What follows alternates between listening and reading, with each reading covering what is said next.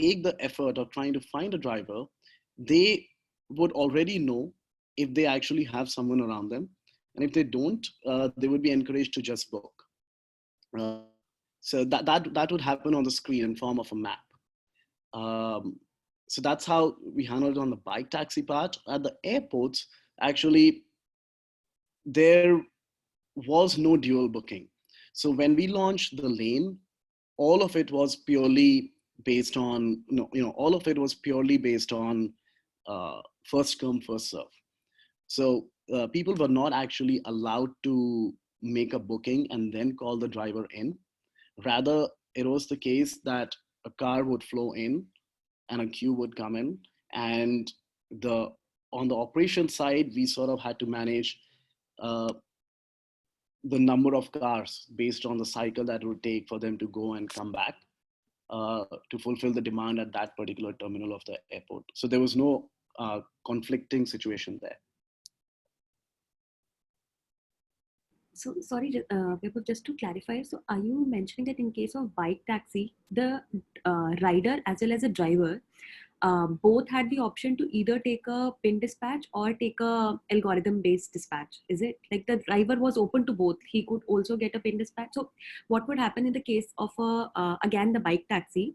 So if he has already got a dispatch algorithm based dispatch, and now a rider is coming to him and trying to book him through a pin, how would you handle those kind of cases?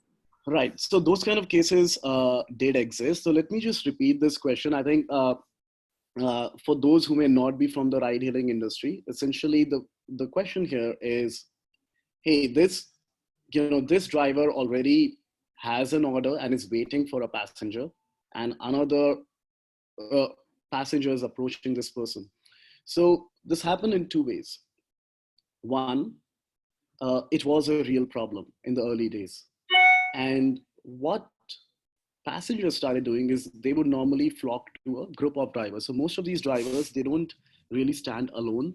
They stand in a group. So it's a group of 5 to 6 drivers, and perhaps one of them would be available for it as you come out. It's similar to how, you know, when you come out, you take any major city in the world, and if you have a queue of taxis, right? Maybe some of them are already reserved, but the others are waiting.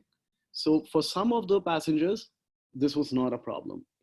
In places where the supply is not that heavy, we did face issues that, people had to face a rejection from a driver that, hey, look, I'm already occupied. Uh, what we did notice is that the organic demand for this service in those areas actually was lower than the organic demand in areas where the driver density was higher. And to solve for the inconvenience is what it is, we built something called Grab Spots. So Grab Spots was something that, that a passenger, even before they go to a driver, they actually know how many active drivers they have around them, and they could see the location of those on the map. So we had these virtual spots on the map where drivers normally aggregate, because these bike taxi drivers always flock together. So we had those virtual spots, and we would know if there are one or two of them over there or four somewhere else, so that you don't go in the wrong direction. Uh, that for some stations worked. For some other stations, it turned out to be tricky, where we then decided to not fight that battle. How it's being done now, though, so this was in 2017. How it's being done now is in a more organized way. So now Gojek has also, which is Grab's main competitor, has also launched a similar version of the service. And these drivers have started organizing themselves into these mini base camps outside stations, outside malls, where all of them are, only accepting people who, where all of them, sort of aggregate. If any of them gets a ride, they leave that base camp and they go and do their pickup. Otherwise, this base camp is supposed to be the place where you go and, get your driver. So they have created a taxi stand for hailing a bike taxi. Okay, I have another question from Lucian here. Did you have issues with off-platform booking or in-person bookings? That's on the chat. So we actually had less issues with off-platform bookings. The reason was that, like most of the world, our drivers were actually, uh, I mean, our drivers actually earn more if they did it on the platform. And the reason passengers want to book through a Grab or Gojek in that case is because they want fixed prices. So if you ask them to rate the reasons for booking these services, it is the price transparency and the safety aspect of it, because the ride is being tracked, that comes above, you know, ability to get a driver and so on. So it was beneficial for both the parties to actually do it on the platform. The driver gets earnings and the passenger gets the fixed price. Okay, if we have no more questions, I will then move on. Hey, Ranu, was your answer, was your question clear? Yeah, Vaibhav, thank you. Okay, so I'll move on. And I'll now talk about the third story. This is related to Grab Food, right? So after this one, we're going to do most of the session just Q&A. So let's just talk about how we drove both growth and profitability for Grab Food, and what were the aspects of this that was really unique to Southeast Asia. First, just an introduction, right? The food delivery market in SEA, it's been growing crazy. So the graph that you see on the left, I've taken this from the Google Temasek report. The market just last year was $5.2 billion in online food delivery combined GMV. It's expected to grow 4 times in the next 6 years. In the 4 years before that, it actually grew more than 10 times, right? So as I told you, it's the fastest growing market in the world. And it's faster growing than some other Asian markets. Like it's a bigger and faster growing market than India, for example, which the world sort of looks at as the next big place for digitizing things. So now I want to ask you guys, right? So let's take a gut check poll. I would say just put this on the chat. What, according to you, are the top decision factors for customers?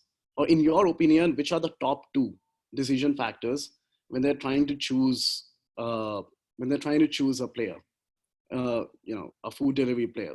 What, according to you, it is? You can just put it in chat and let me know.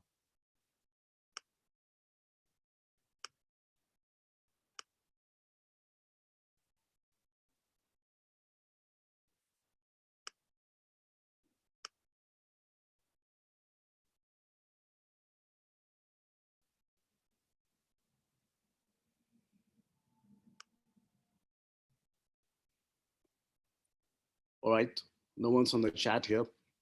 So normally, what do we look at? We look at things like, yeah.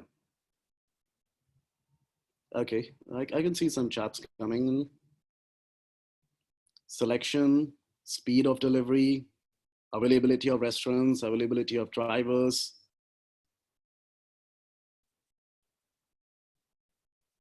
delivery fee, options for restaurants. Okay, so let's look at what our market actually wants.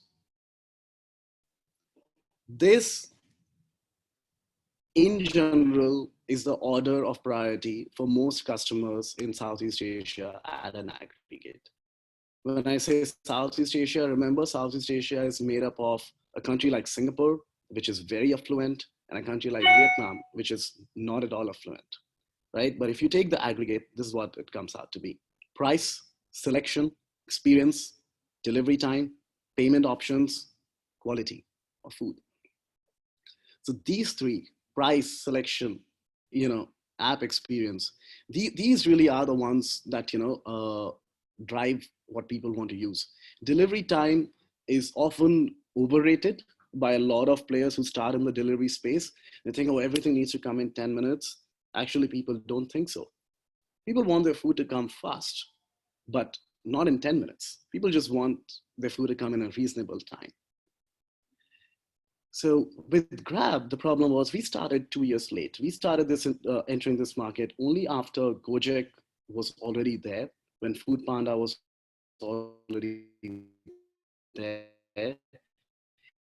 and we had to do something to really dominate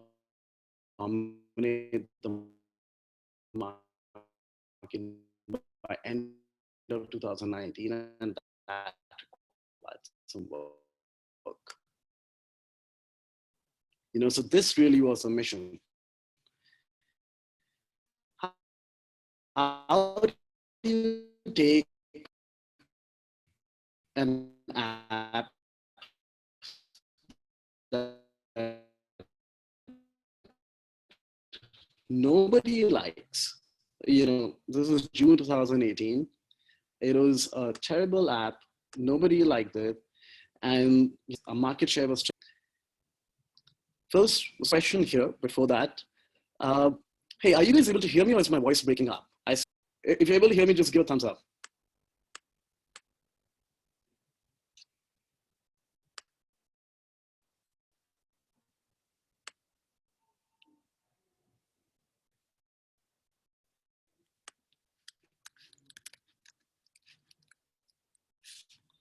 Is it better now? Is the voice better now, everyone?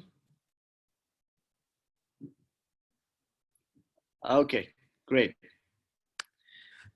All right, so let me just talk about the previous one, because, all right, so what I was just talking to you about was, hey, we had to go from an app that nobody liked to an app that scores well in all criterion that people like. And that is price, selection, app experience, these three being the top three. And so that's what I'm going to talk about in the coming section on how we went about all of these. The first was solving for selection. So how do you solve for selection? For experience. How do you solve for experience in a market that's very diverse, right? You've got an Indonesia that has very different food habits. You've got Singapore, very different food habits. Vietnam, they like something else. Here are some examples. For example, in Singapore, Malaysia, halal as a filter is a must-have. It's the most important thing for people. In a market like Indonesia and Vietnam, people don't trust the delivery times, as they did not trust the pickup times. They want to know how far the restaurant is from you. But in a market like Singapore, they want to know the time, because they don't really comprehend things, how far, just tell me how quick, because, something that you would see an Uber Eats do in the US.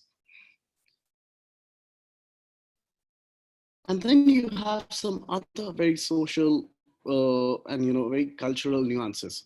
For example, Indonesia is one of the most engaged Instagram user bases in the world. I think it ties with Brazil in the world and then leads everyone else. And they discover their food in a very different way. They actually discover their food through Instagram. They go to all these places where you've got food bloggers and you've got social media influencers who are talking about food. And for them, you need to sell things to them very differently. So one thing that really stood out for us in Southeast Asia was, you cannot take an approach that fits everyone. Configurability, being able to tune things to the market are sort of a must-have, even in early stages, if you really want to expand in this market, right? And there are companies that have done this very well in the world. For example, McDonald's, it has a different menu all over, compared to, say, a Subway, which is trying to do it, but hasn't really been able to crack the code as well as McDonald's, when it comes to taking a market share. And so I'll take some questions right now. I see there was a question on, are there any major differences in user needs among the 6 markets? So this is a question from Michelle. So yes, there were. For example, people